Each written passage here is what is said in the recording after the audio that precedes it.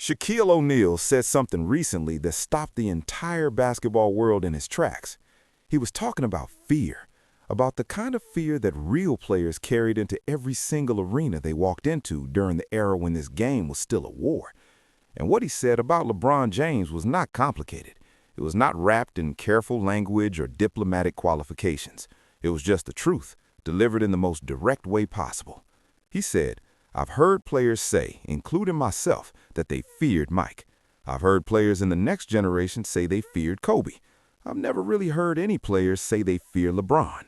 Never, not once. In over 20 years, nobody ever walked into a building where LeBron James was playing and felt fear." Let that sit with you for a moment, because that one sentence from Shaquille O'Neal is not just a basketball opinion. It is an indictment. It is a summary of everything the NBA legends have been feeling for years, but have been dancing around saying directly. And by the time we get through everything in this video, you are going to understand exactly why the men who built this league have completely lost their respect for the man who calls himself the king. The moment that made Shaq finally lose it. Before we get into the deep history, let us start with what is happening right now, because the situation today is exactly what the legends have been warning about for years. The Lakers are sitting in 5th place in the Western Conference. They are fighting every single night to hold on to a playoff spot. The season is on the line. Games matter. Every possession counts. And what does LeBron James do before a recent game? He sits in front of a microphone and describes himself in 3 words. He said, "I'm a goofy-ass 41-year-old kid." That was it. That was his message to the world while his team was fighting for its playoff life. Not fire, not intensity, not a message that would make any opponent in the Western Conference lose sleep that night. A goofy-ass 41-year-old kid. Now think about that for 1 second. Think about what Michael Jordan would have said in the same situation. Actually, you do not need to guess because we have the history. When Jordan's team was in a tight stretch of the season, he was a nightmare to be around for days at a time.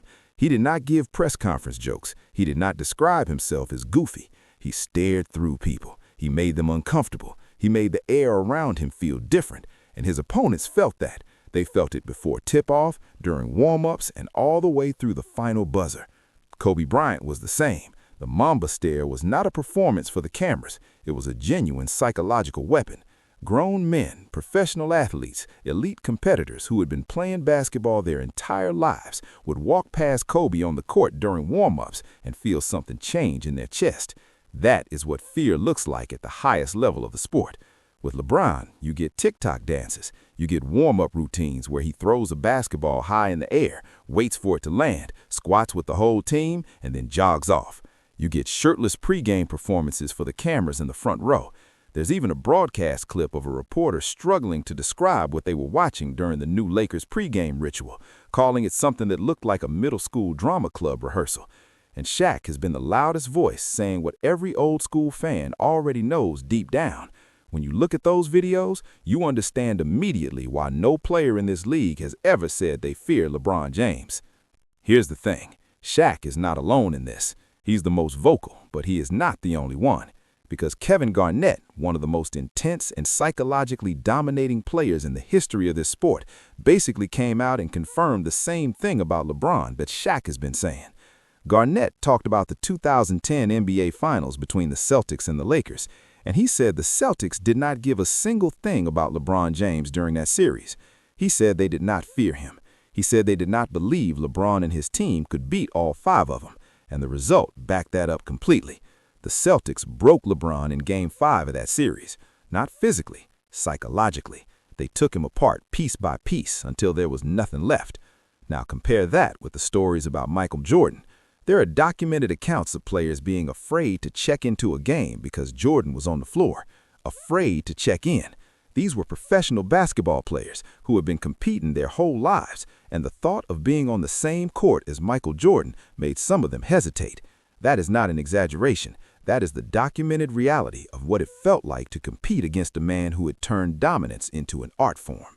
Nobody has ever told that story about LeBron James, not one single person. And that is not a coincidence. That is a pattern.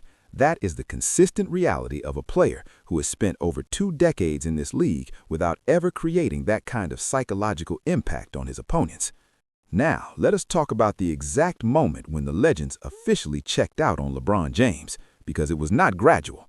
Not just a piece of the puzzle, the most dominant force on the court in the most important games of each of those 3 years.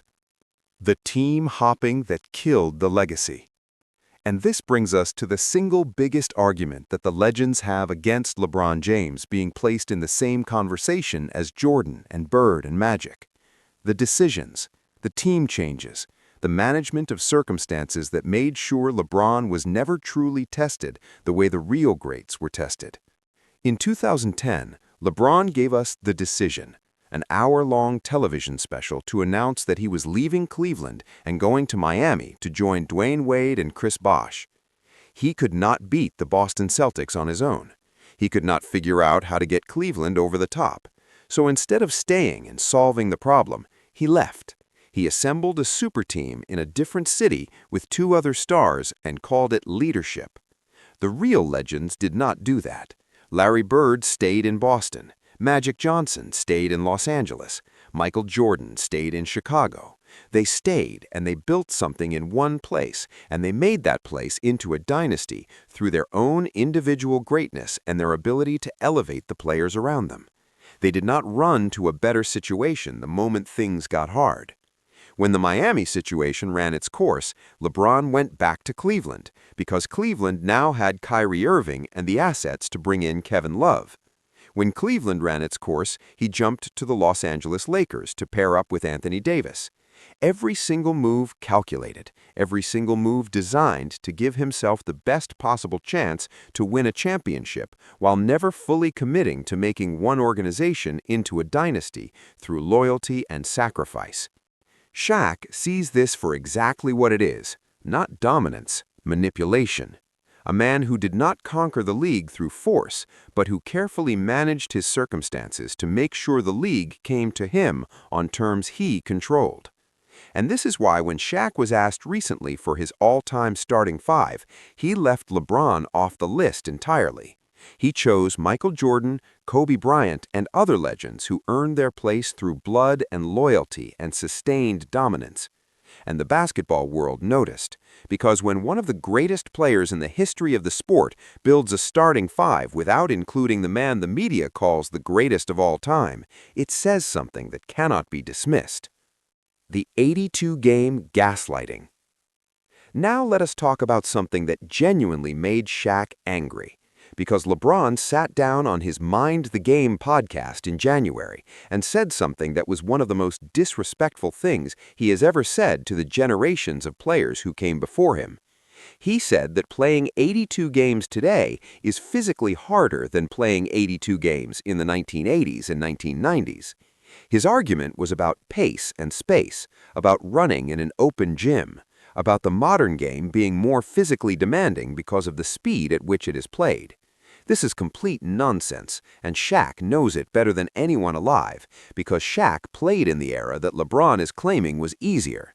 Shaq played during the years when the paint was a crime scene, when Bill Laimbeer was adjusting your ribs with his elbows and the referee was calling it a common foul, when you could not drive to the basket without preparing for physical contact that in today's NBA would result in a flagrant 2 and an ejection. Think about what the players of that era actually went through physically. Isaiah Thomas dropped 25 points in a single quarter of the NBA Finals while hopping on one leg with a broken ankle. Larry Bird played through a herniated disc so severe that he had to lie face down on the floor next to the bench between possessions just to keep his back from completely seizing up. These men did not have $100,000 cryo chambers. They had buckets of ice and the kind of mental toughness that the modern game has never had to develop because the rules do not require it anymore. Shaq's response to LeBron's claim was direct and honest. He pointed out that LeBron's ability to still be playing at 41 is a direct result of the NBA effectively banning real defense. The freedom of movement rules, the flagrant foul system, the defensive 3-second rule, all of these changes made the game easier to survive in. If Shaq had played under today's rules, he said he would have averaged 60 points and 30 rebounds because nobody would have been allowed to touch him. Instead, he played against men who were allowed to grab, hold, bump, and physically punish him on every single trip to the basket, and he still dominated like nobody before or since. The 2004 hand-checking ban alone changed the entire defensive landscape of the NBA. It deleted the alpha defender. It removed the ability of physical players to contain the ball handler. And the game that came out on the other side of those rule changes is the game that LeBron has thrived in his entire career. Not because he is tougher, not because he is more mentally strong, but because the rules were changed in a way that made his style of play significantly easier to execute without punishment. Now here is the part of the story that makes the legends look at LeBron with something beyond disagreement, something that goes past basketball and into a question of character and judgment. You have seen the clip. Everyone has seen it by now. LeBron on Instagram Live, grinning and yelling into the camera, "Ain't no party like a Diddy party." That clip has become one of the most significant stains on LeBron's public legacy, not because attending a party is a crime, but because of what those parties have now been exposed as. The culture surrounding them has been revealed to involve activities that are deeply troubling. And LeBron was not just an attendee, he was the loudest hype man in the room promoting that culture to his massive audience. In the era when Shaq and Kobe were the faces of the NBA, they kept their circles tight. They were the ones in control of their own narrative. They did not publicly attach themselves to figures or cultures that could compromise what they had built. Their image was their responsibility, and they protected it accordingly. But LeBron has spent years cultivating Hollywood connections and celebrity relationships and industry relationships in ways that have now come back to create questions that his PR team has not been able to fully manage. And then there is the image that spread across the basketball internet, the photograph connected to LeBron and a set of circumstances that every legend in the sport found deeply beneath the dignity of someone claiming to be the greatest of all time. Can you imagine Michael Jordan allowing himself to be photographed in a way that invited that kind of humiliation? Can you imagine Kobe Bryant participating in any social dynamic where he was not completely in control of his own image and his own power? It would never have happened, because those men understood that the way you are perceived outside the building matters as much as what you do inside it, and they protected their image like it was the most valuable thing they owned. Now let us talk about 2011, because if you want the one moment in LeBron's career that defines everything the legends have been saying about his psychological makeup, this is it. The Miami Heat were the heavy favorites. LeBron was in the absolute prime of his physical career. He had Wade alongside him. He had Bosh. The whole world was watching and expecting the new super team to prove that it had been worth all the drama of the decision. And instead, we got the most passive, most absent, most shockingly bad performance in NBA Finals history by a man considered to be the best player in the world. LeBron averaged 17.8 points for the entire series. In Game 4, with the series on the line, he played 45 minutes and scored 8 points. 8! He went 3 for 11 from the field in 45 minutes in a finals game, while a 5'10" J.J. Barea and Jason Terry were outscoring him in the fourth quarter. And before Game 5, he and Dwayne Wade were caught on camera in the hallway pretending to cough and mock Dirk Nowitzki, who was playing through a 102-degree fever. They were making fun of a man who was fighting through illness just to compete. And Dirk responded to that mockery by going out and scoring 29 points in Game 5 to lead Dallas to the win. The Mavericks then closed it out in Game 6 in Miami. That is the difference between a true competitor and a man who wants to look like one. Dirk did not mock anyone. He just showed up and played. And LeBron and Wade were left standing there, having made fools of themselves in the hallway, while Dirk Nowitzki was doing what real champions do. The PR machine that protects everything. Here is the final piece of this puzzle, and it is the piece that might be the most important one. Because nothing about LeBron's public image happens by accident. Everything is managed, everything is controlled, everything passes through a system that was built specifically to protect his legacy from honest examination. Rich Paul and Clutch Sports have built the most sophisticated narrative management operation in the history of professional sports. They have created a media shield around LeBron that makes it almost impossible to criticize him honestly without being accused of something. If LeBron wins, the media says he is a genius. If he loses, the script immediately changes to, "He does not have enough help," or "He is 41 years old, give him a break." Charles Barkley finally went off about this on the Bill Simmons podcast. He said that if you do not agree that LeBron is the greatest player who ever lived, his people treat you like you committed treason. He said the whole machine around LeBron has turned a basketball debate into a loyalty test. And anyone who dares point out that Michael Jordan won 10 scoring titles while LeBron won 1, or that Jordan went 6 for 6 in the finals while LeBron is 4-6, is treated as a hater rather than someone who is simply reading the record correctly. And even Kareem Abdul-Jabbar, the man whose all-time scoring record LeBron spent 23 years chasing and eventually broke, has had enough. Kareem publicly called out LeBron's behavior as embarrassing and beneath him. He specifically called out the social media conduct and the public image choices. When the man who held the record you broke for your entire career tells you that your behavior is embarrassing, that is not a critic speaking. That is a peer, a legend, someone who has earned the right to have that opinion and who is choosing to use it. So here is where we land after going through all of it.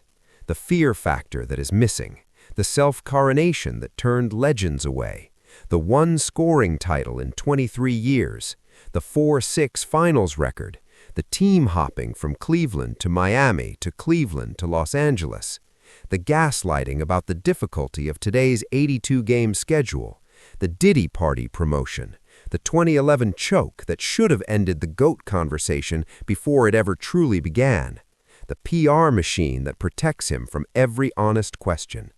Shaq did not leave LeBron off his all-time starting five because of bitterness.